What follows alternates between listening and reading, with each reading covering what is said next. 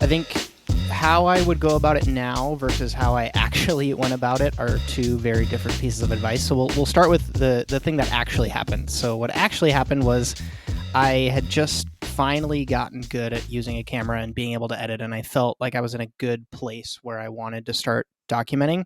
And the other very important kind of asterisk to that whole story is that I was a sous chef at the time. So I had, a certain leadership capacity where I wasn't someone who had a prep list to execute, and if I didn't get it done because I was filming myself, I wasn't going to really get yelled at because I was managing the kitchen and I had the flexibility to, if I wanted to shoot in the morning and then stay after and do my orders later in the evening, I had that kind of time flexibility. So I think those things are very, very important to start. I didn't do all that much documenting when I was a line cook or a chef de partie or, a commis, even just starting off, because I mean, most people that are listening to this show know what that's like, where, you're at the bottom of the totem pole.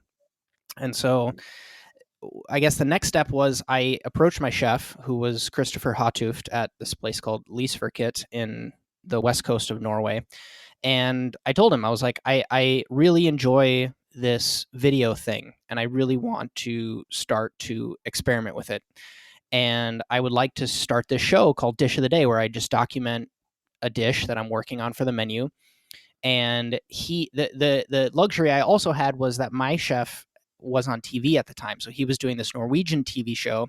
And so he was used to being on camera and getting teleprompter scripts to read and having to read the same line 8 times over and over again with hot lights in your face and cameras pointed at you from 3 different angles.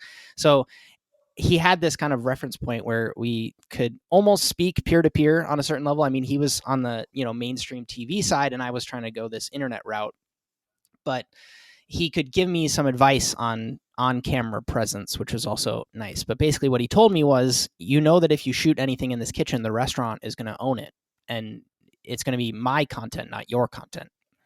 And I think I've told this story before, but I foolishly said yes, because the only thing I wanted to do was shoot. I didn't know if I was going to get big. I didn't know if anything was going to happen. I just knew I wanted to do this show. And I was humble enough to know that he was letting me use his kitchen and his ingredients and, his space in effect. And even though I was technically doing work for the restaurant, I was okay with kind of putting that best foot forward and just saying, you know what, it's okay if you own the content. That never followed through. Like, he doesn't own, we never sign anything. He doesn't really, ever quote unquote own any of the content on YouTube, but he was basically letting me know that there was a transaction taking place. You know what I mean? So I think that anybody who is looking to start that kind of stuff should kind of look for these cues in, whoever they're looking to approach. If your chef has done Beat Bobby Flay or Hell's Kitchen or Iron Chef, or even, had a local news station come in and do coverage on the restaurant and has experience with media, I think that that's kind of like a anchor point to start that conversation, to say, I want to do something similar. I'm interested in building my brand. And you can call it whatever you want. I've seen it in a couple different fashions. I think, Ray, you and I are both in agreement that it is still very new, right? Have you noticed anybody? I mean, maybe this is me bouncing a question back to you. Have you seen anybody doing anything on the, not celebrity chef side of YouTube that's really been impressing you lately, or seen anything that's inspired you?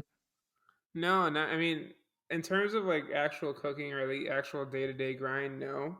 The only Mm-hmm. person who I can think of who wasn't a celebrity chef but has become celebrity from doing a cooking video of sorts is probably binging with Babish.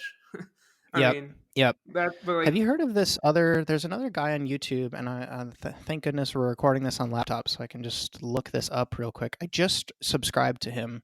Joshua Weissman. Are you familiar with him? I have not, no.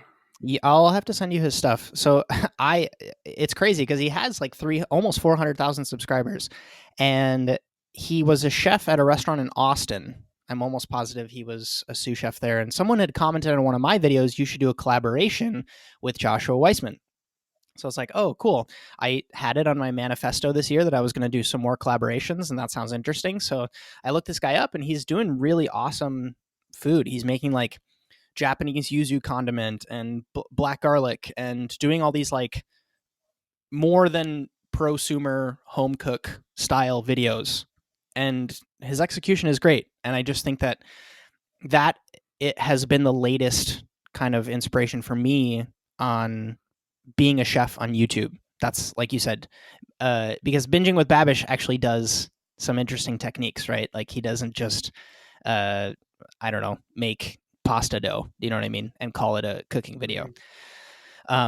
So yeah, I think that for anybody that's interested in documenting, and this is something that I tell people that I'm coaching all the frickin' time, is even if you don't think you're going to use it, whip your phone out and document yourself wherever you are in the process. Because what I wouldn't give to have content from me in culinary school, because I would be posting that all over the place. I mean, if you have any sort of level of ambition and you think, I mean, even if you have the audacity to think that there's going to be a documentary made about you someday, they're probably going to want content from you in your early days. And it doesn't even have to be a documentary. It's even like, how cool would it be on the opening day of your restaurant to have content from you when you were just starting?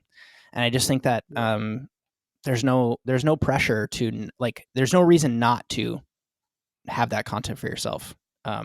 And so that's kind of like where I push people to go, because it doesn't have to be high quality. You just have to have it on the record of like, this is where I was 6 years ago when I was getting my ass beat and I was prepping for too many hours and I was getting yelled at, and this is how I was feeling. And look at where I'm at now. People just love those origin stories, you know?